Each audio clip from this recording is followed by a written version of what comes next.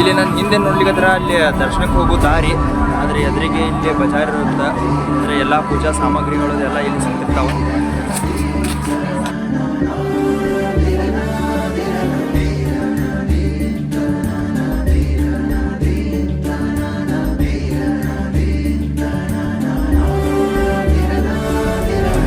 ಅಭಿಷೇಕದ booking ಮಾಡಿದ್ದೀವಿ. ಅಭಿಷೇಕದ ಇನ್ನು 6 ಗಂಟೆಗೆ ಐತಿ, ಈಗ 5:30 ಟೈಮ್ ಮಾಡಿದ್ದೀವಿ.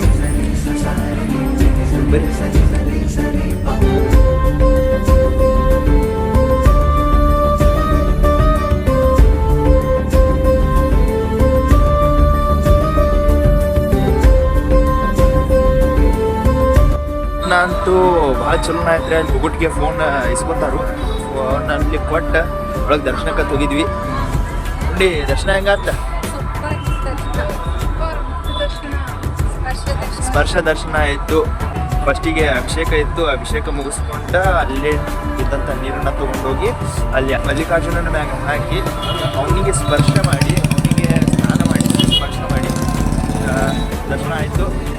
ಅಲ್ಲೇ ಉಚಿತ ಭೋಜನದಾಗ ಸ್ವಲ್ಪ ಅನುಕಂಪಹಾರ ತಗೊಂಡ್ವಿ.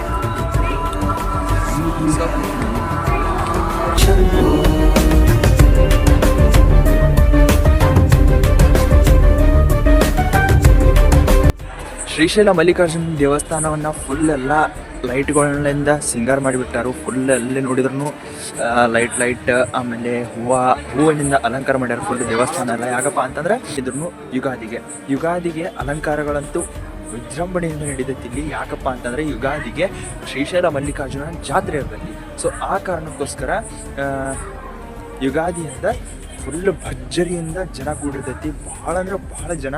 ಈಗೇನು ನೀವು ನೋಡತ್ತಿದ್ದಿ, ನಾನು ಹಿಂದೆ ನೋಡತ್ತಿದ್ದ ಪ್ಲೇಸ್ ಎಲ್ಲ ಕಾಲಿಡಾಕೂ ಜಾಗ ಇರಲ್ಲ, ಅಷ್ಟು ಜನ ಜಾತ್ರೆ ಇರ್ತೈತಿ.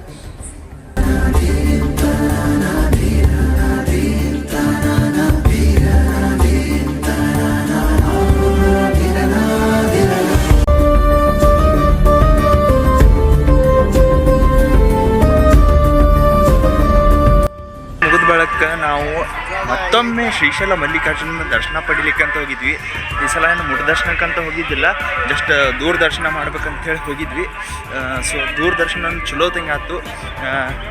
ಬಟ್ ಎಲ್ಲಿ ನಿಂದ್ರಲಾರ್ದ ಬಡ ಹೋಗಿ ದರ್ಶನ ಮಾಡಿಕೊಂಡು ಮತ್ತು ವಾಪಸ್ ಅಲ್ಲಿ ಭೋಜನ ಇರ್ತೈತಿ, ಅಂದ್ರೆ ಪ್ರಸಾದ ಸೇವೆ ಇರ್ತೈತಿ.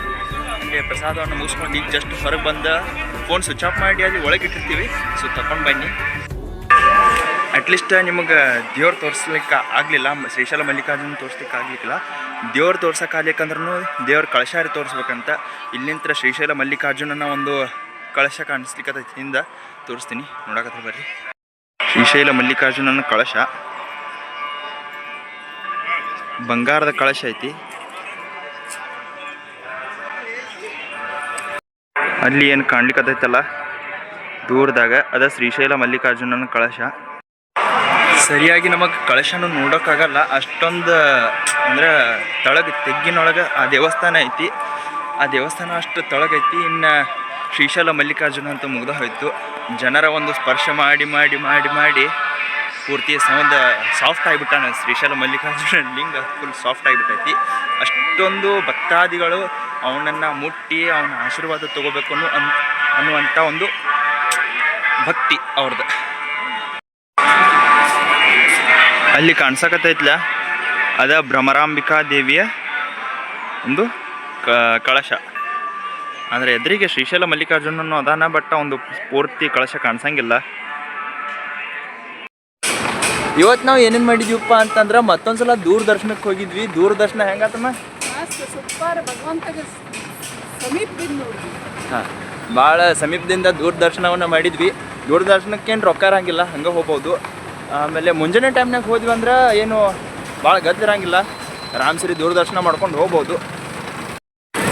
ಈ ಶ್ರೀಶೈಲ ಕೇಳ್ಬೇಕಂತಪ್ಪ ಅಂತಂದ್ರೆ ಕರ್ನಾಟಕದಿಂದ ಮಿನಿಮಮ್ ಅಂದ್ರೂ 2 ರಿಂದ 3 ಬಸ್ಗಳು ಇರ್ತಾವೆ. ಒಂದು ಬಿಜಾಪುರ ಬಸ್, ಇನ್ನೊಂದು ಕಡೆ ರಾಮನಗರ ಬಸ್, ಇನ್ನೊಂದು ಬಸ್ ಇರುತ್ತೆ. ಸೊ ಏನು ಚಿಂತಿಲ್ಲ, ಆರಾಮ್ಸರಿ ಬಸ್ಸಿಗೆ ಬರ್ಬೋದು. 771 ರೂಪಾಯಿ. ಶ್ರೀಶೈಲದೊಳಗೆ ಎಕ್ಸ್ಪ್ಲೋರ್ ಮಾಡುವಂಥ ಪ್ಲೇಸಸ್ಸು ಭಾಳ ಅದಾವು. ಅವನ್ನೆಲ್ಲನೂ ಎಕ್ಸ್ಪ್ಲೋರ್ ಮಾಡೋಕೆ ನಿಂತು ಅಂದ್ರೆ ಮಿನಿಮಮ್ ಅಂದ್ರೂ 8 ರಿಂದ 10 ದಿವಸ ಬೇಕಾಕೈತಿ. ಸ್ವಲ್ಪ ನಮಗೂ ಟೈಮ್ ಭಾಳ ಇರಲಿಲ್ಲ. ನಾನು ಎಕ್ಸಾಮ್ ಅದಾವು, ಆಮೇಲೆ ಅಮ್ಮನೂ ಸ್ವಲ್ಪ ಜಮಖಂಡಿ ಒಳಗೆ ಕೆಲಸ ಅದಾವು. ಸೊ ಅದ್ರ ಸಂಬಂಧ 2 ದಿವಸ ಒಳಗೆ ಎಷ್ಟು ಆಕೈತೋ ಅಷ್ಟು ಎಕ್ಸ್ಪ್ಲೋರ್ ಮಾಡೀವಿ. ಇನ್ನೂ ಹೆಚ್ಚಿನ ಟೈಮನ್ನು ತಗೊಂಡು ಬಂದು ಶ್ರೀಶೈಲದೊಳಗೆ ಏನೇನೈತಿ ಏನೇನಿಲ್ಲ ಪ್ರತಿಯೊಂದನ್ನು ಎಕ್ಸ್ಪ್ಲೋರ್ ಮಾಡೋಕ್ಕೆ ಟ್ರೈ ಮಾಡ್ತೀನಿ. ಅಷ್ಟೇ ಅಲ್ಲದೆ ಶ್ರೀಶೈಲ ಒಳಗೆ